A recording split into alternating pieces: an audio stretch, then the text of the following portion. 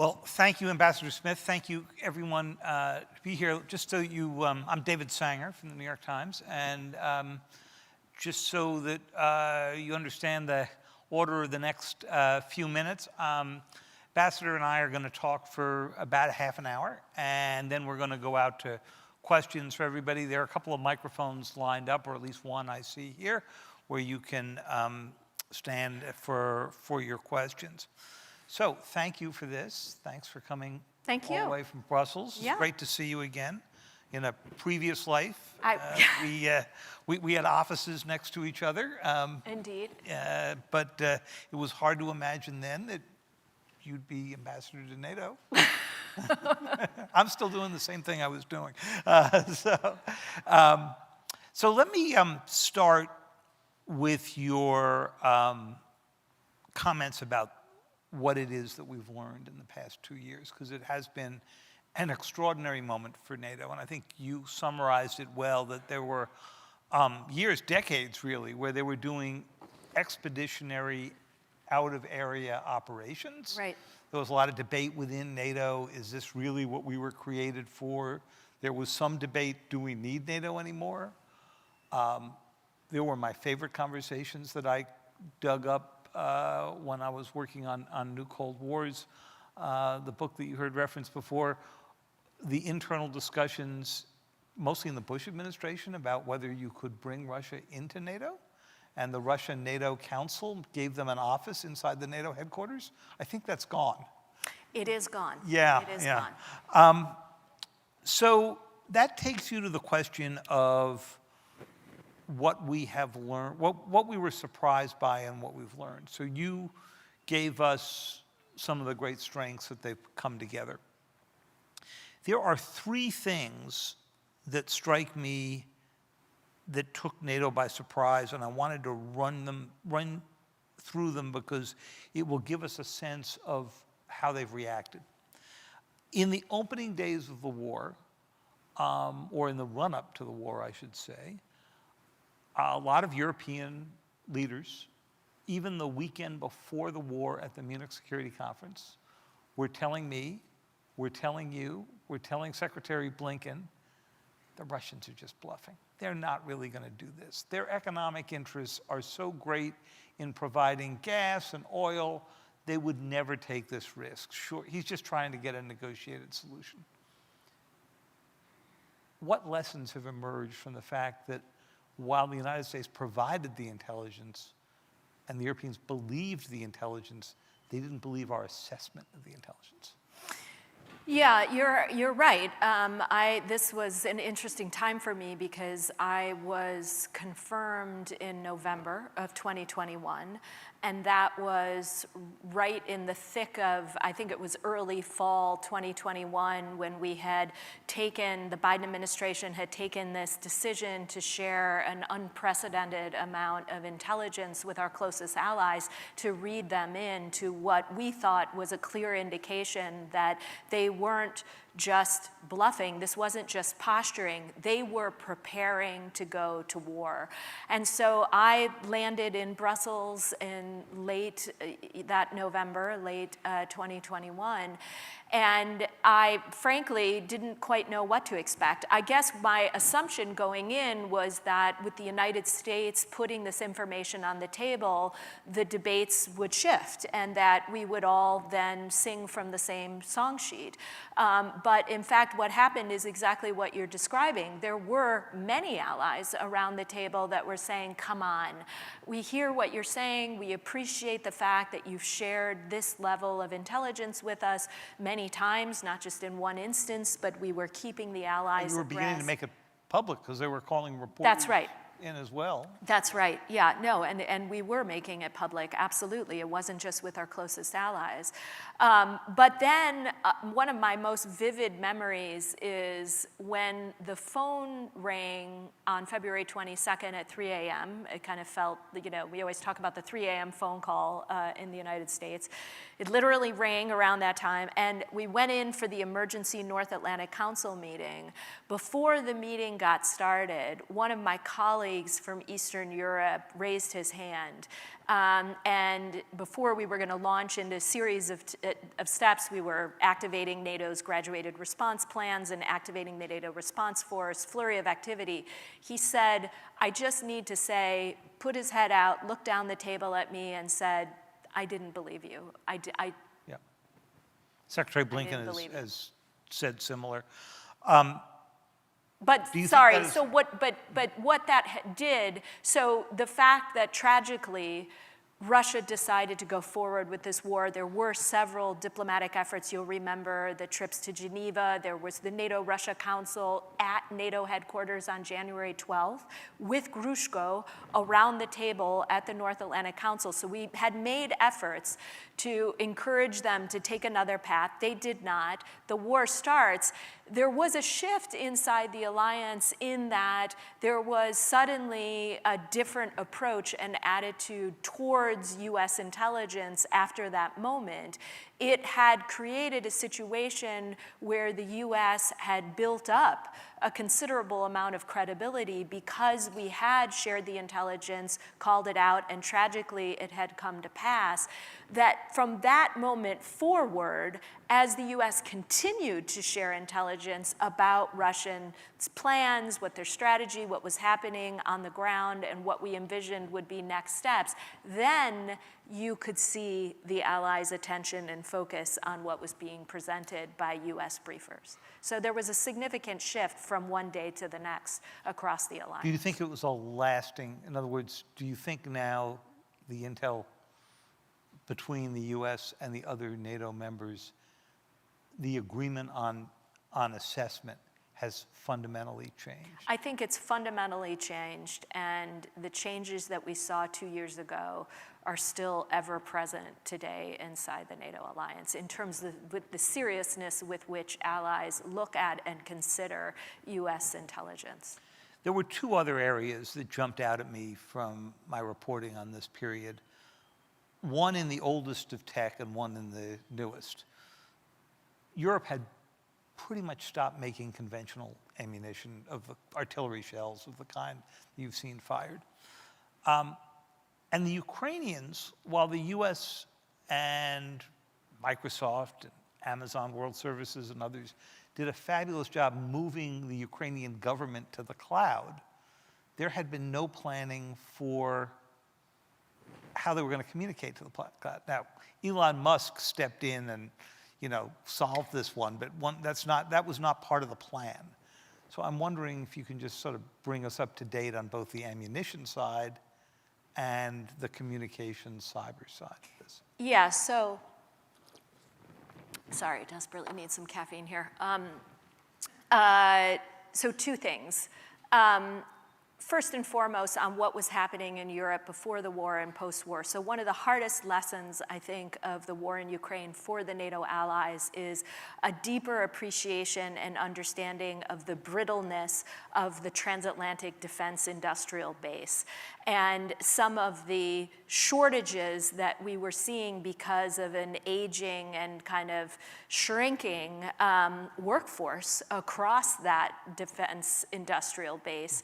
And so what we thought were NATO standards that would enable us all to have the stocks necessary to cope with any potential contingency, I think Ukraine opened our eyes to the reality that first and foremost, we needed to have a lot more on hand, but also that we needed to open up those production lines that we had shuttered many, many years ago and rethink about how we're still in the process of doing this, backfill the shortages that now exist across the alliance because of the critical assistance that's been provided to our friends in Ukraine. So that defense production piece is front and center for us as a transatlantic project. We've seen some remarkable steps forward in just 2 short years, but my goodness, we have a lot more work to do ahead of us. Let me just cite one amazing example, the Czechs.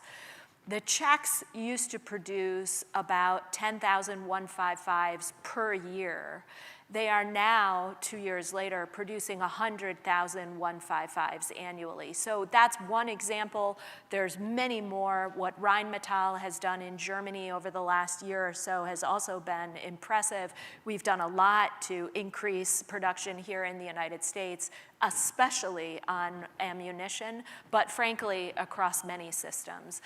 But on Ukraine, the Ukraine piece of it, there's a very interesting set of different lessons that we've learned from them and we're learning in real time, and that is this war with Russia that the Ukrainians are in the middle of, defending their territory has brought emerging tech into what sometimes feels, and I know General Milley has this great quote that's in your book, that it's trench warfare. It feels not like World War II. There's an element of that with tanks rolling back and forth, but the trench warfare really brings us back to World War I, and yet the Ukrainians are pairing new technology and drones. They're using apps, swipe right for more ammunition. I mean, it's unbelievable what the Ukrainians have done in terms of attaching new technology to basically Soviet legacy equipment.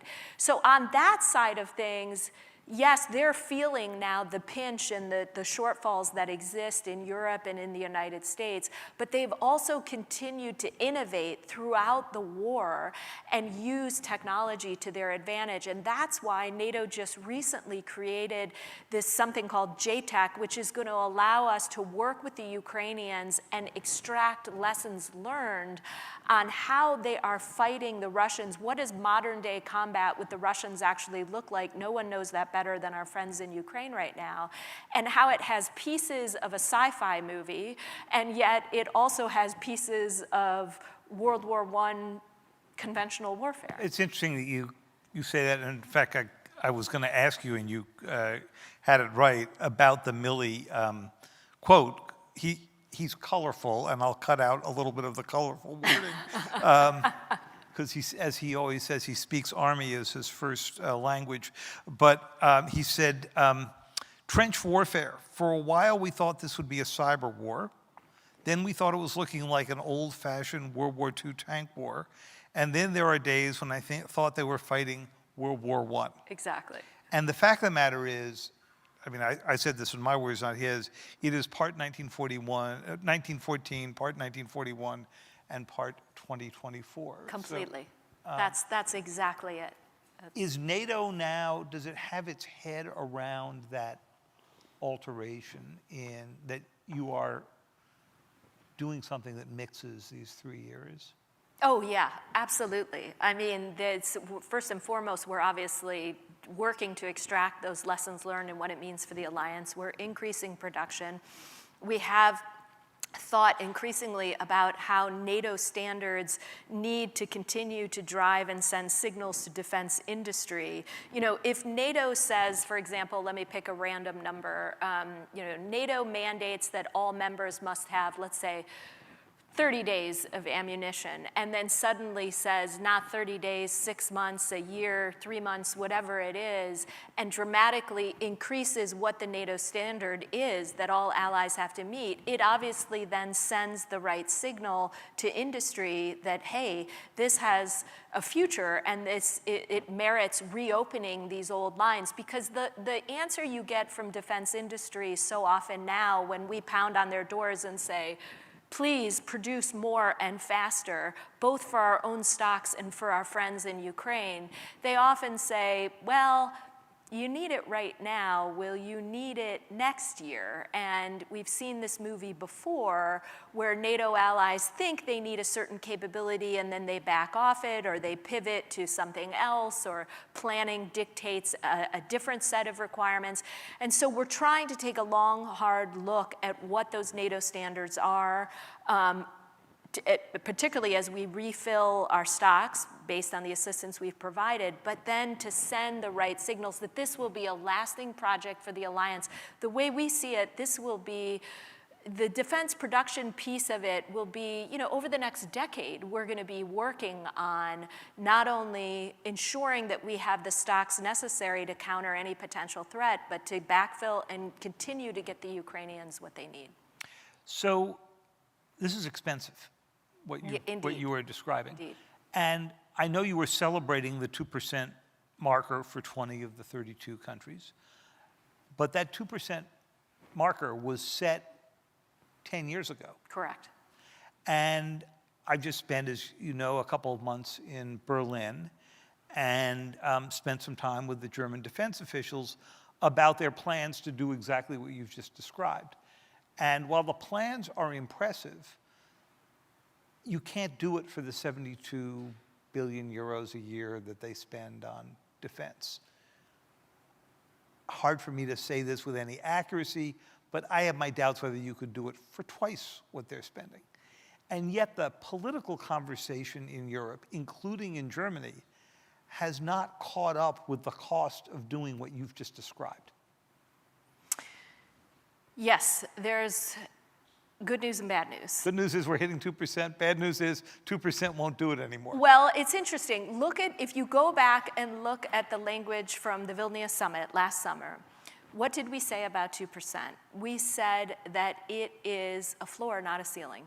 And we said that because increasingly, when we look at what's going to be required for the future, we increasingly believe that additional resources above and beyond every country hitting 2% are going to be needed. And Secretary Austin has been clear about that.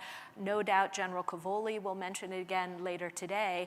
And what are we seeing in Europe? We're seeing countries now stretch to 3%. We have a number of countries that are already at 2.5. Not just the Baltic states, by the way. Romania, some of our friends in the Nordic countries. I mean, a whole array of countries now are looking at 3%, and the Poles are talking about 4%. Now, obviously, with the Poles, because they're right there on the edge of what's happening in Ukraine, they feel this war in ways others maybe don't feel it so acutely. But it is a conversation that is occurring across the alliance day in, day out about whether or not, even when we all hit 2%, whether or not that will be sufficient. Because you're right to point out that not only to do the backfill work that we have to do, but to prepare for all contingencies, including in some of those new areas that I mentioned, it's going to require resourcing. So the bill in Congress right now, the $64 billion, if you get it, still an if, much of the ammunition, as I read that bill, is just going to backfilling for things we've already given them. It wouldn't actually result in more ammo going immediately to the Ukrainians. Is that It's right? both. It's both. And that's why we have to get the supplemental done. It's absolutely critical that we get this through Congress. The Ukrainians need this support desperately. They need to have U.S. continued leadership. They need these resources. We want to make sure that they don't go into the summer rationing their ammunition or facing any unnecessary shortfalls. We want to put them in the best position possible to face Well, they're already any rationing ammunition, right? They are rationing. There are some shortages currently that they are grappling with. And I very much hope, we all hope, that that supplemental will get through no later than the end of this month. So let's talk for a moment about something you raised at the end of your discussion, which is the delicate dance about how you talk about admitting NATO eventually, admitting Ukraine eventually into NATO. No secret there's big division within the NATO alliance on this. The Eastern Europeans are pretty clear, and we're clear in Vilnius. They want them in basically now. The President and Chancellor Scholz were basically the two leaders who were most vocal on the question that you cannot admit a country while it is in the midst of war. And it sounds, from what I'm hearing, like they want to take the wording they used in Vilnius, which is vague about when Ukraine would get admitted, and move very similar wording forward for the 75th anniversary. President Zelensky came in pretty hot to the Vilnius meeting after this, if you read his tweets, as all of you were. Tell us how you're managing this.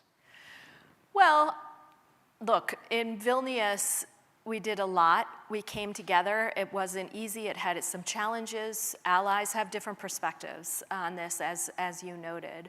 But we did come together and we did a couple of things. First and foremost, we said to the Ukrainians, there's no question about membership. You will become a member of this alliance. Your future place is in NATO, and we will continue to work to get there. We also made clear that there are a number of reforms that they need to undertake to be granted full-fledged membership, and that's a challenge that all aspirants have faced. And they are making good progress. And in fact, we just had Secretary Blinken in Brussels last week, and we were able to get a report from the Ukrainians on all that they're doing on their governance and security reforms. And it's an impressive list for a country in the middle of a war to continue to make progress, for example, on anti-corruption is extremely admirable. So we applaud those efforts, and we want to encourage them to keep going. But we also, in addition to basically saying to them, look, NATO will agree to full-fledged membership for Ukraine when conditions are met and when allies agree. And that holds for this summer summit. And when the war ends. Right. Or is at least at a stopping point. Exactly.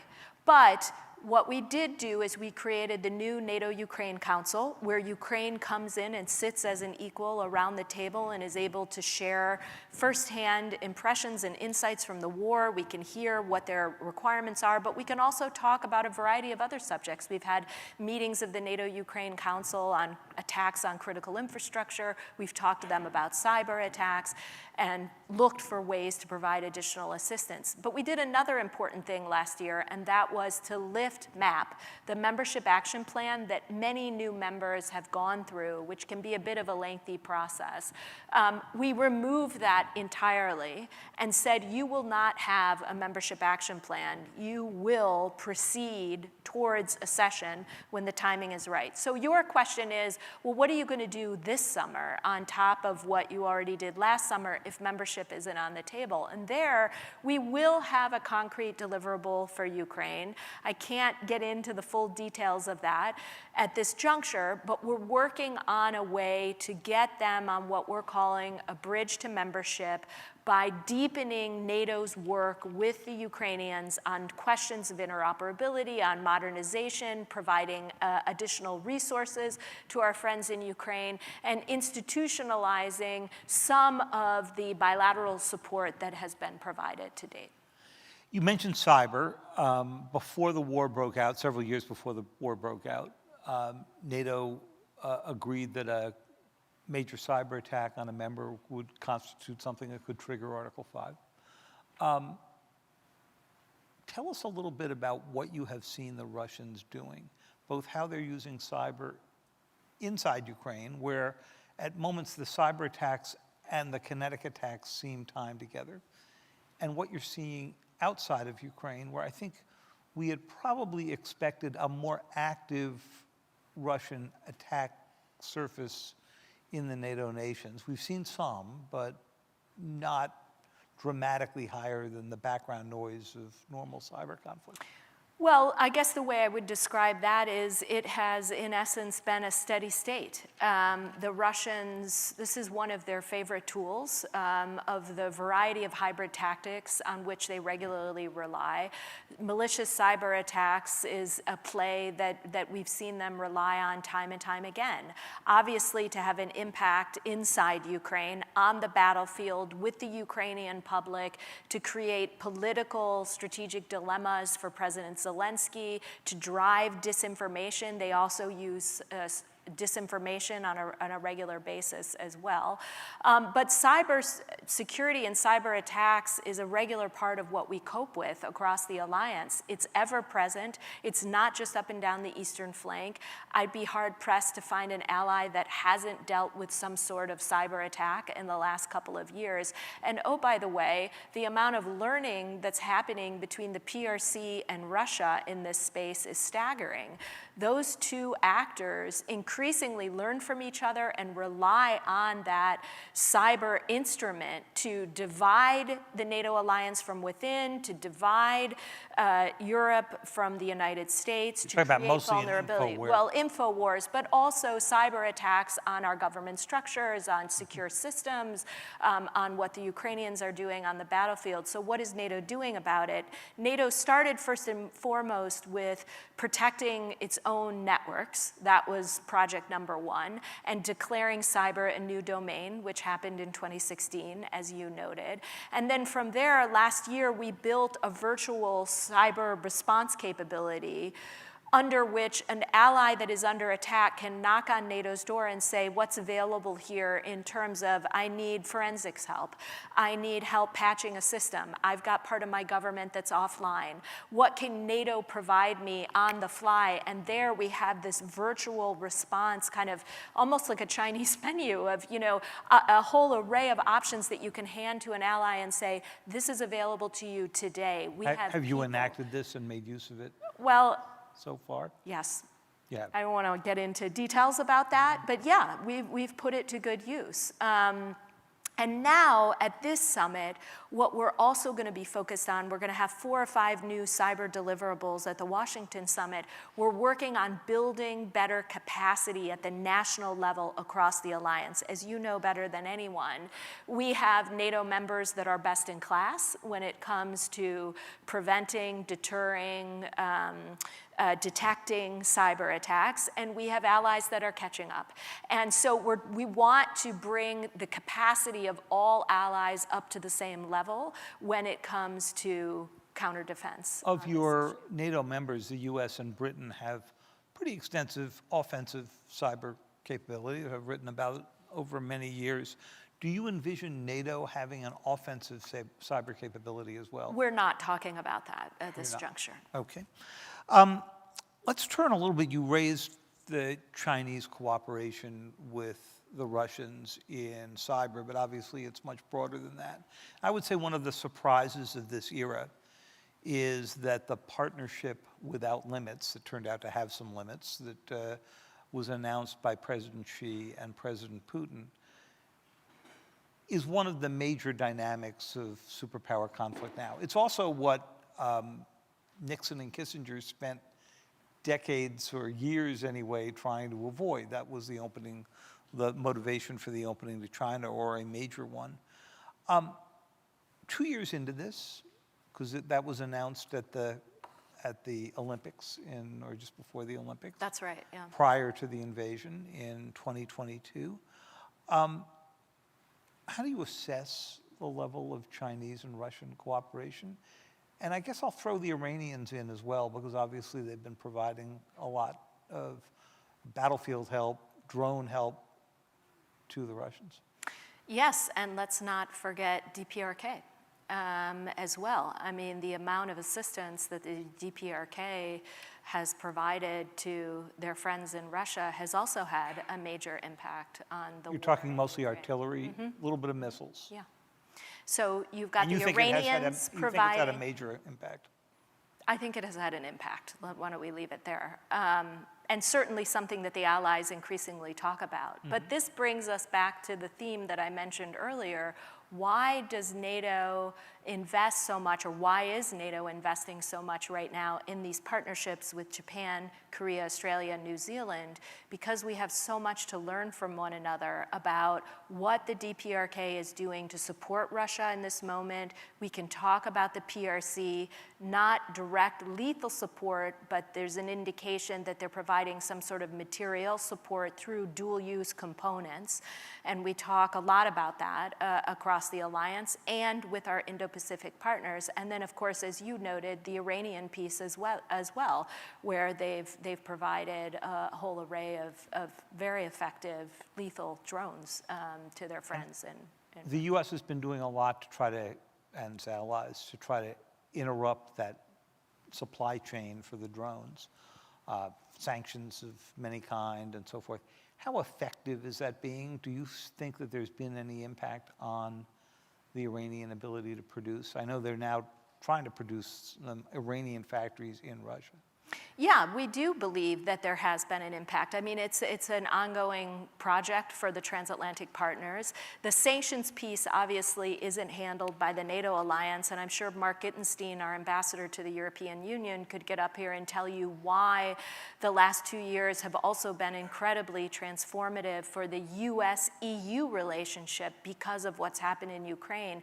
The amount of work that we've done with the European Union on sanctions, on support for our friends in Ukraine has also been just absolutely remarkable. But back to your question about the PRC and Russia, we do find ourselves across the alliance increasingly grappling with this question of how do we draw attention, each of us bilaterally in our relationship with the PRC, to call them out on this material support, to apply pressure not to continue to provide that kind of support, and make sure that they understand the consequences if they continue down this path. And I think it's been a very effective area of work for all the transatlantic partners. We're seeing many countries across Europe be much more forthcoming in calling out the Chinese for this no-limits partnership with Russia, but also for their political support to what Russia's doing in Ukraine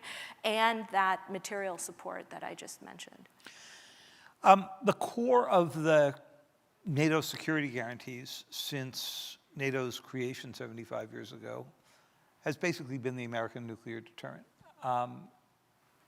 And yet we have seen in the past 2 years a revival of nuclear threats that are worrisome. I describe in the book the scare in October of 2022 when you and your colleagues were quite concerned. In fact, some of your colleagues said 50-50 chance that Russia would detonate a nuclear weapon a battlefield nuclear weapon in Ukraine. First, tell us a little bit about how that experience may have been transforming for the NATO members. Were they as fully aware as the US was of the nature of this threat? And then let's talk a little bit about how it may be changing the way NATO's thinking about nuclear strategy. Well, yeah, so a couple of things on that. First, when we rewrote the strategic concept in 2022, you see when you read the document, I mean, nuclear deterrence remains the backbone of NATO's deterrence policy, no question. And our wording on that is very, very clear. As long as nuclear weapons exist, NATO will remain a nuclear alliance. So that's not going anywhere, and the language on that, I think, was crystal clear. But I think you're right to point out that with the war in Ukraine and all of this nuclear saber rattling that we've seen on the part of President Putin, we now have gotten into kind of almost a review of what nuclear deterrence involves, what it means. We're working day in, day out to raise what we call our nuclear IQ. It's like dusting off, I mean, just the whole theory of deterrence, I would say, came back to the forefront when the war started. And we were back right where NATO started 75 years ago. So obviously, we take what Putin says seriously, and the US was able to share more with our allies to help them understand what we were seeing. But honestly, it's what Putin has been saying that's gotten everyone's attention. He's been very public about this. Medvedev has been very outspoken on the potential use of tactical nuclear weapons in Ukraine. And not as much recently, but you're right, in the early stages of the war, we heard a lot about the potential use of tactical nuclear weapons. And so you can imagine what the reaction was around the alliance. We were deeply concerned. At the same time, I think the US made it very clear publicly, but also privately with our closest allies, that we didn't see any clear indication that the Russians were actually preparing to use nuclear weapons. Not then, not now. And so we take this nuclear saber rattling seriously. We continue to monitor the situation. We're in close contact with all of our allies up and down the eastern flank that obviously are gravely concerned about this prospect. But we have also one, reassured our allies about what we were seeing, whether or not we were seeing any signs of weapons being moved closer to the border, but also just the need to continually warn the Russians that there would be serious, I think Jake Sullivan said, catastrophic consequences should Russia opt to do so. Well, that October 2022 period, which President Biden compared to the Cuban Missile Crisis at a fundraiser in New York. If you always want to hear him at his most candid, you get the fundraisers. Was a pretty searing moment. I mean, they did not move any nuclear weapons, as you say. They did hear commanders discussing the possibility, and that made a big difference. A last question for you as we think out about the summit that is coming forward. There are the assurances that you can put on paper. There are the capabilities that you can build, and you've described to us how you're doing that. But the political atmosphere makes a big difference to allies' conviction that the U.S. would be there should they need to invoke Article 5.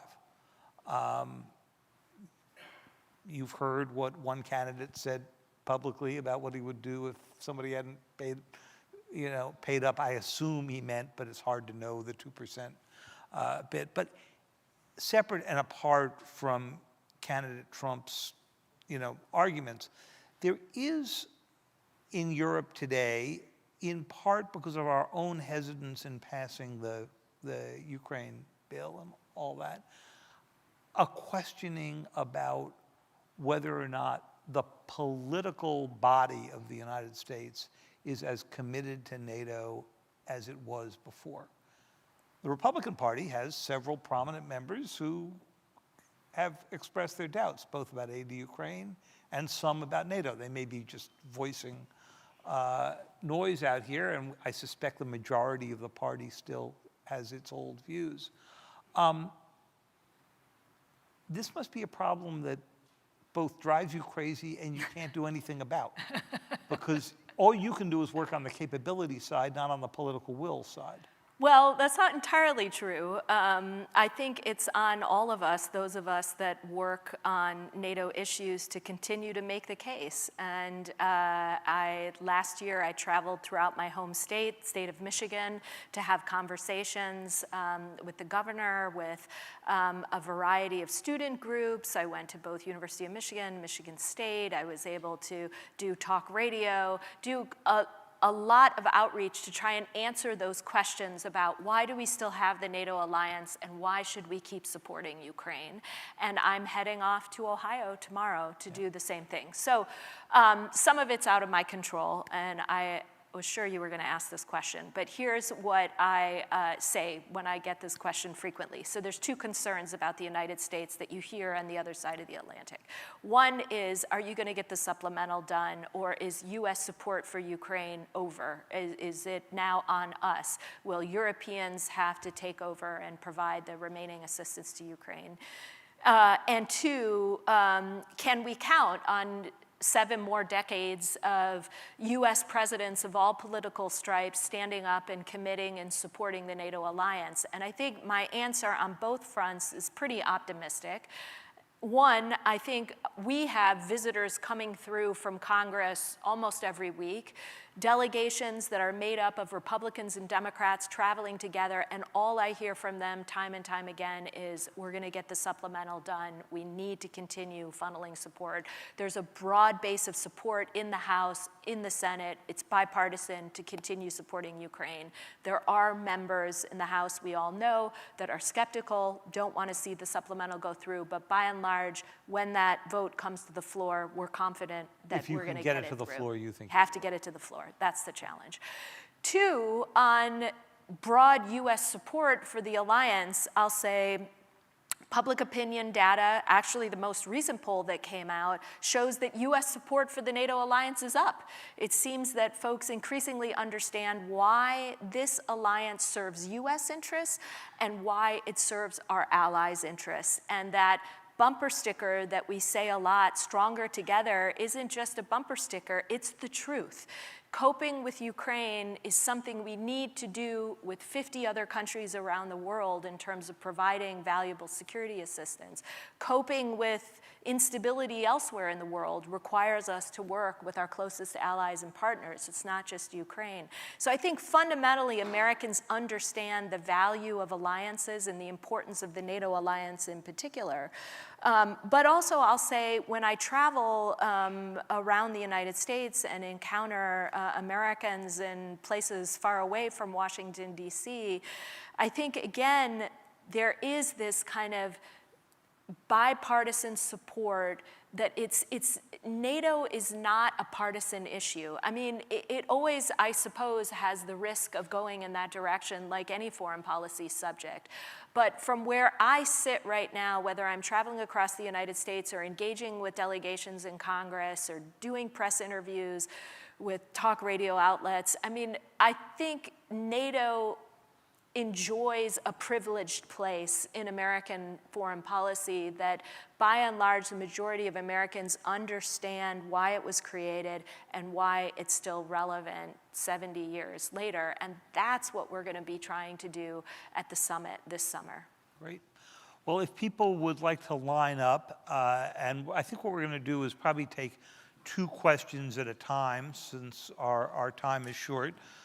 The ambassador revealed in the course that the depth of her diplomatic skills, that she went to both Michigan and Michigan State doing this. Outreach, yes, for my outreach speeches. Yes, I didn't study at both. No, I understand that. But now it's nice to be even here. Just attending the 2, you know, for a day tells you of your skills here. Okay, why don't we take the first 2 questions here? Thank you. Jason Davidson from the University of Mary Washington and the Atlantic Council. Last week, the Secretary General confirmed that at the Washington Summit, the alliance will put forward its first Southern flank strategy. Now, some people would look at that and say, well, the alliance has a really big problem on its eastern flank, so why is it messing around on the southern flank? So could you say a little bit about why the alliance and why the United States should care about the southern flank of the alliance, and what specifically you would like to see in the southern flank strategy at the Washington Summit? Great, and we'll take the one right behind you. Hi, thank you for an interesting discussion and raising the points on sanctions. I was wondering when you came to the point of the sanctions effectiveness.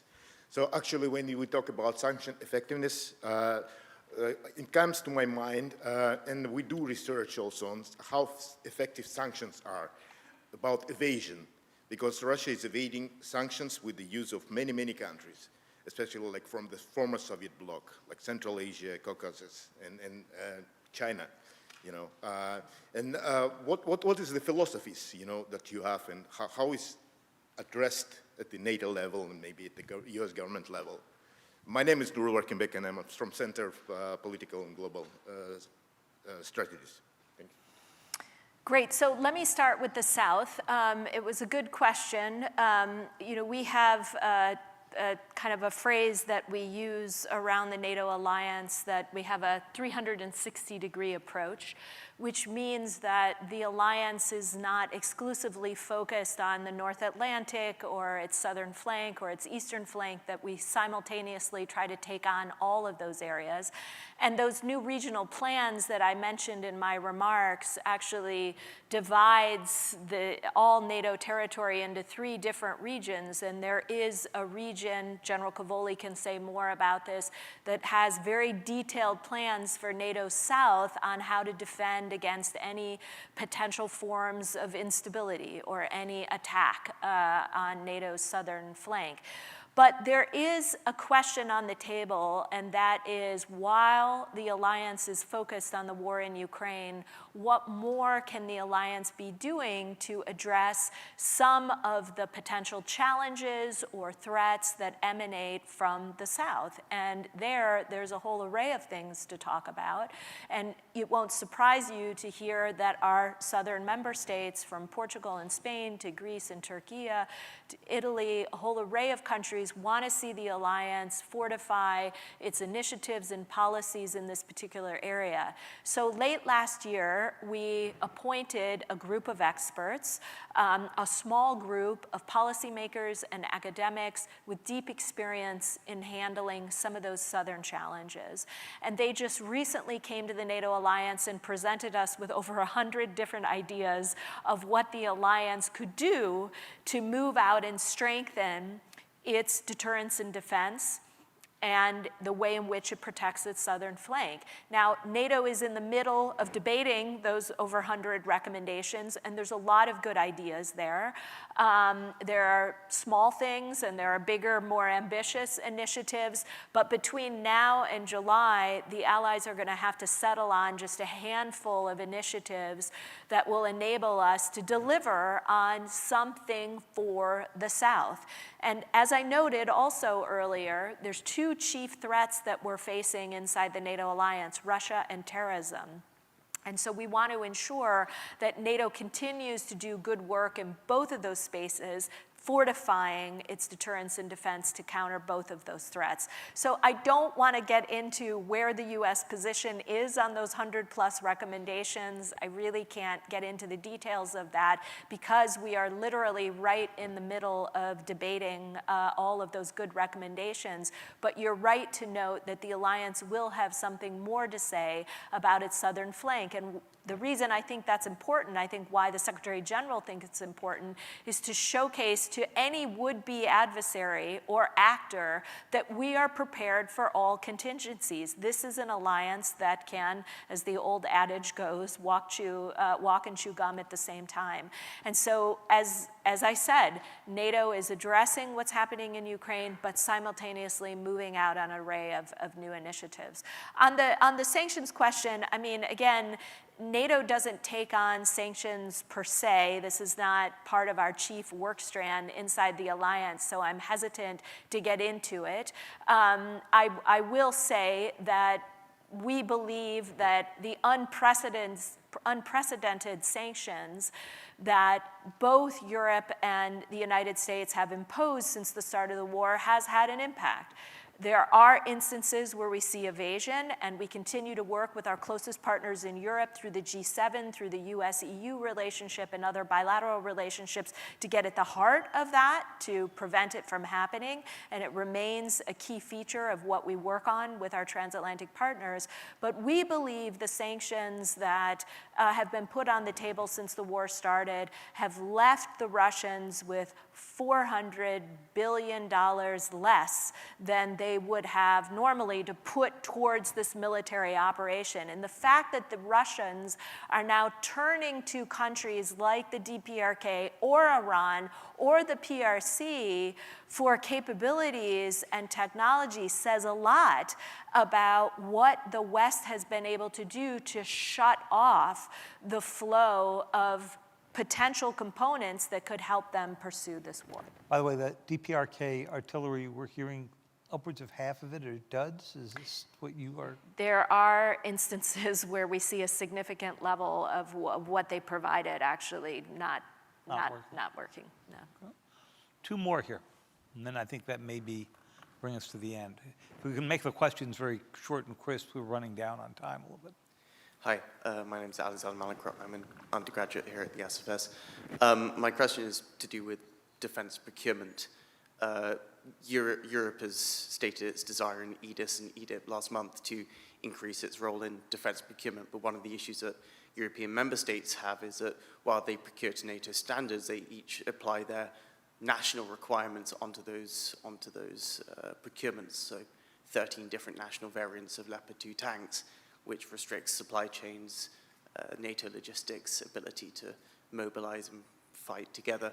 I was wondering how NATO is approaching not just expanding the defense industrial base and procurement, but also seeking to better align capabilities to reduce those sort of stepping on each other's feet.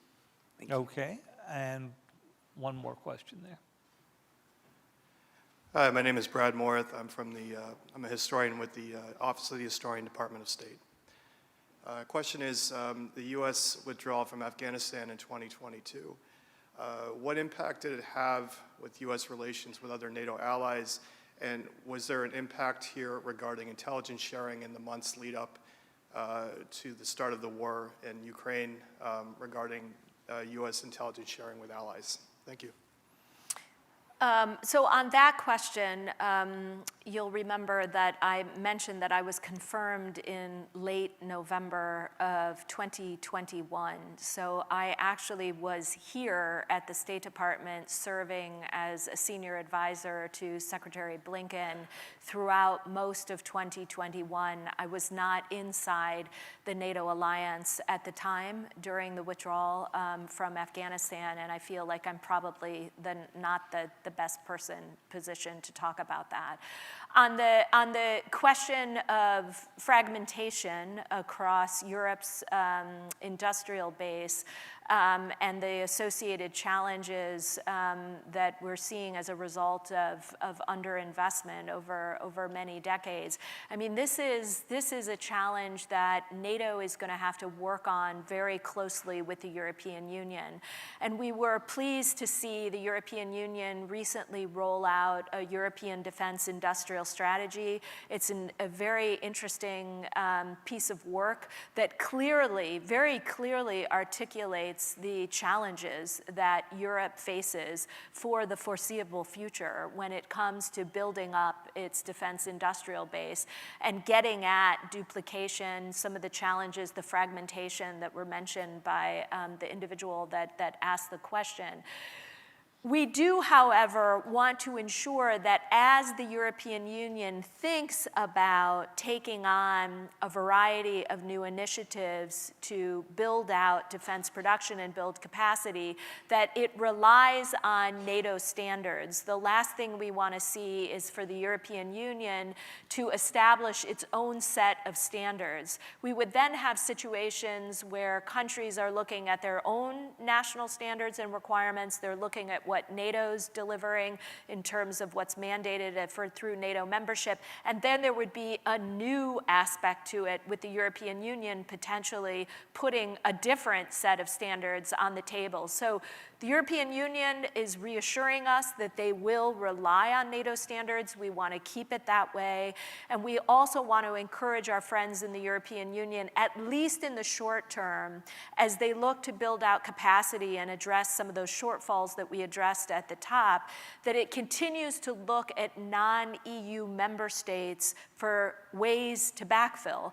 Now, I understand why the European Union wants to focus on EU members and building up their defense industrial base in Europe, but we have to work together. We have to find ways to aggregate demand. We have to look at multinational solutions that will help us produce faster and get more for ourselves and into the hands of our friends in Ukraine.